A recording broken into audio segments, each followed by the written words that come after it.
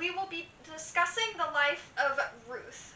We will discuss her life and how God has showed up and provided for her and her mother-in-law Naomi, even in their darkest times. Yeah.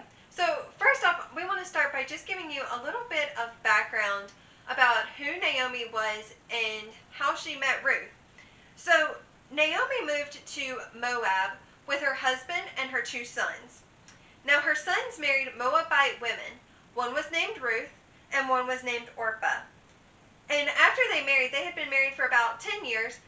Both her husband, Naomi's husband, and her 2 sons died, leaving it just to Naomi, Ruth, and Orpah. And we see this happening in the first couple of verses of Ruth chapter 1, verses 3 through 6. Naomi's husband Elimelech died, and she was left with her 2 sons. Her sons took Moabite women as their wives. One was named Orpah, and the second was named Ruth. After they lived in Moab about 10 years, both Mahlon and Chilion also died, and Naomi was left without her 2 children and without her husband. She and her daughters-in-law set out to return from the territory of Moab, because she had heard in Moab that the Lord had paid attention to his people's need by providing them with food. So after her husband and her 2 sons died, Naomi decided she was going to go back to Bethlehem. So after her and her daughter-in-laws had been on the road for maybe about a couple hours, she looked at them and said, "Daughters, return home. Don't follow me where I'm going." And we can see this in Ruth verse 8. Naomi said to them, "Each of you go back to your mother's home. May the Lord show kindness to you as you have shown to the dead and to me." So after Naomi told Ruth and Orpah this, Orpah went home. She was like, "Okay, great, I'm going to go home. I'm going to go back to my parents and, live a nice, happy life." But Ruth would not go back. And we see her response was so beautiful that it really cannot be described in words. So we're going to read Ruth 1, verses 16 through 17 to read her response. But Ruth replied, "Don't plead with me to abandon you or to return and not follow you. Wherever you go, I will go, and wherever you live, I will live. And your people will be my people, and your God will be my God. Where you die, I will die, and there I will be buried. May the Lord punish me and do so severely if anything but death separates you and me." I love that verse, especially when she says, "Your God will be my God." She is willing to give up everything to follow Naomi, even her own religion. And she was willing to go and seek refuge under the one true God. So our story continues, and we're going to move on now, and this is in chapter 2, and a man named Boaz comes into the picture. So after Naomi and Ruth returned back to Bethlehem, Ruth went to go glean in a field of a man named Boaz. Now, gleaning is where she was behind the harvesters and even behind the other gleaners who were going to pick up after the harvesters. So she was getting the scraps of the scraps, but she was willing to do anything to provide for her mother-in-law Naomi. So Ruth worked in the field gathering behind the harvesters in a field that belonged to Boaz. And we can see that in Ruth 2, chapter 1. 2, verse 1, sorry. Now Naomi had a relative on her husband's side. He was a prominent man of noble character from Elimelech's family. His name was Boaz.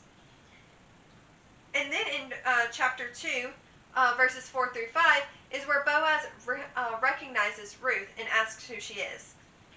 Later, when Boaz arrived from Bethlehem, he said to the harvesters, "The Lord be with you." "The Lord bless you," they replied. Boaz asked his servant who was in charge of the harvesters, "Whose young woman is this?" So right away, he was wondering who Ruth was. He was like, "She's working hard. Why is she here? Why is she working in my field?" And at that time, Boaz was very kind to Ruth and told her not to work in any other fields because he wanted to make sure she was safe. And we see that in verses 8 through 9 of chapter 2. Then Boaz said to Ruth, "Listen, my daughter, don't go and gather grain in any other field, and don't leave this one, but stay here close to my female servants. See which field they are harvesting and follow them. Haven't I ordered the young men not to touch you? When you are thirsty, go and drink from the jars the young men have filled." Boaz treated Ruth with compassion, kindness, and he protected her. And this is because Boaz was a family redeemer. He was a relative of Naomi's husband, meaning that if something to happen to either her husband or her sons, he could marry Ruth to save the family.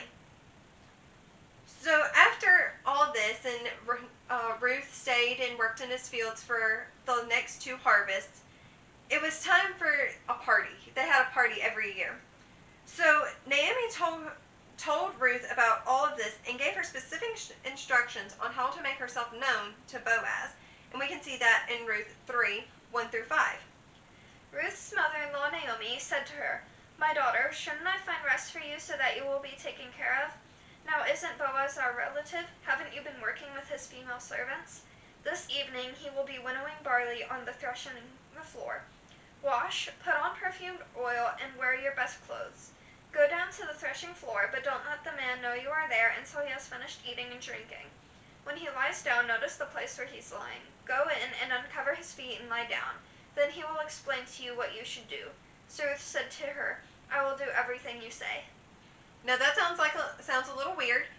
We don't go and we don't uncover their feet and lay down at their feet to make ourselves known to them. But this was common back then. And she was asking him to redeem her. Now Boaz loved Ruth, even before she did this. And when she came to him in the cover of darkness, he was kind to her. And immediately he told her that he would redeem her. But there was one that had first claim. He told her that he would take care of it first thing the next day, and that is what he did. And we can see that in Ruth 4, 1 through 6. Boaz went to the gate of the town and sat down there. Soon the family redeemer Boaz had spoken about came by. Boaz said, "Come over here and sit down." So he went over and sat down. Then Boaz took 10 men of the town elders and said, "Sit here," and they sat down. He said to the redeemer, "Naomi, who has returned from the territory of Moab, is selling the portion of the field that belonged to our brother Elimelech. I thought I should inform you. Buy it back in the presence of those seated here and in the presence of the elders of my people. If you want to redeem it, do it. But if you do not want to redeem it, tell me so that I will know, because there isn't anyone other than you to redeem it, and I am the next after it." I want to redeem it," he answered. Then Boaz said, "On the day you buy the field from Naomi, you will acquire Ruth the Moabitess, the wife of the deceased man, to perpetuate the man's name on his property." The redeemer replied, "I can't redeem it myself, or I will ruin my own inheritance. Take my right of redemption, because I can't redeem it."